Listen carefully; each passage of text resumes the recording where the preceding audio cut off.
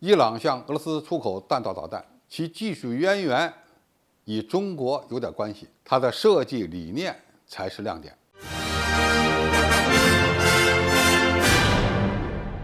观众朋友，大家好，我是付天少。据《华盛顿邮报》报道，伊朗已经和俄罗斯达成秘密协议，将向俄军提供2种地对地的战术导弹，一款是射程300公里的征服者110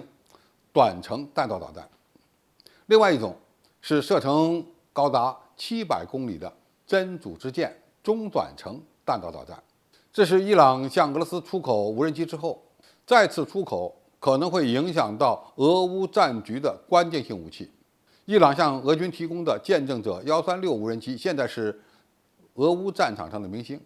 虽然它的总体技术水平不算很高，但是据说使用了来自中国民营公司的摩托车的发动机，现在却成了俄罗斯军队用得起、买得起、消耗得起的远程攻击武器。这也充分证明了一个道理：武器装备不一定是越先进越好，而是越实用越好。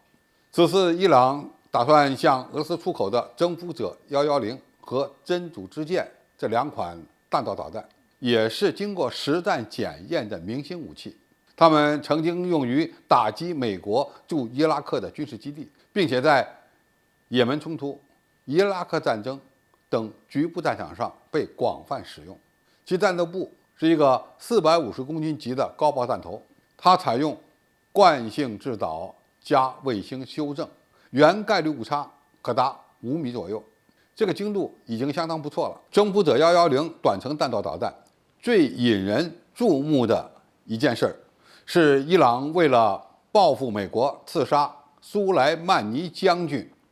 而采取的反击行动。在苏莱曼尼将军被刺杀1周年之际，伊朗向美军的一个空军基地发射了11枚的征服者110弹道导弹，这些导弹几乎都命中了目标。真主之剑弹道导弹，它的代号是征服者313，该型导弹是在征服者110基础上放大的，其最大射程可以达到700公里。该型导弹采用末端红外电势制导，其圆周概率误差在10米左右。相比于俄罗斯的伊斯坎德尔短程弹道导弹，伊朗的这2种导弹有一个特点，那就是便宜。它们的另外一个特点呢，其技术源头可能来自于中国的 B610战术地对地导弹。这种导弹最早被称为 M7， 是中国在红2防空导弹的基础上改型而成的一款廉价战术地对地导弹。1986年，伊朗与中国签署了2亿多美元的合同，采购了200枚 M7 导弹，3年后开始交付，但并未投入实战。B610战术地对地导弹是一个系列，经过了多次改型和升级。在使用上，由于它们带有弹翼，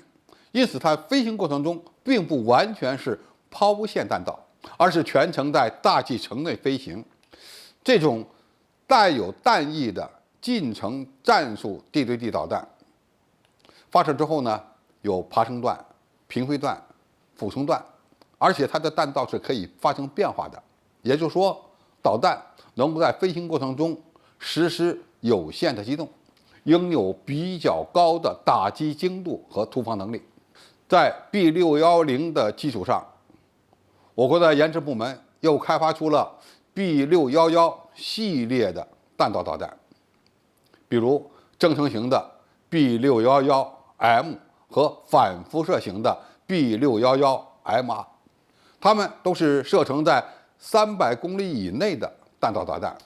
与此同时，中国还研发出了一系列类似的地对地导弹或火箭弹，这里面包括 SY400、WS63 和 WS64 等。当然，这些都是后话，因为伊朗现在开发的这2款导弹还是基于中国早期开发的 M7逐步发展起来的。那么这2种导弹如果交到俄军手里，他们会发挥什么样作用呢？无论是短程的弹道导弹还是中短程的弹道导弹，它们的射程都远远超过乌军目前的海马斯火箭炮。其二，伊朗的导弹有一个最大的优点，那就是非常便宜，它的造价要远远低于西方国家的同类产品，当然也低于俄罗斯的同类产品。尽管西方国家认为伊朗的弹道导弹的总体技术水平不高，但是从其打击精度来看，已经相当不错了。还是那句话，不管它技术水平如何，管用就行。好，今天评述就到这里，谢谢大家收看，我们下期再见。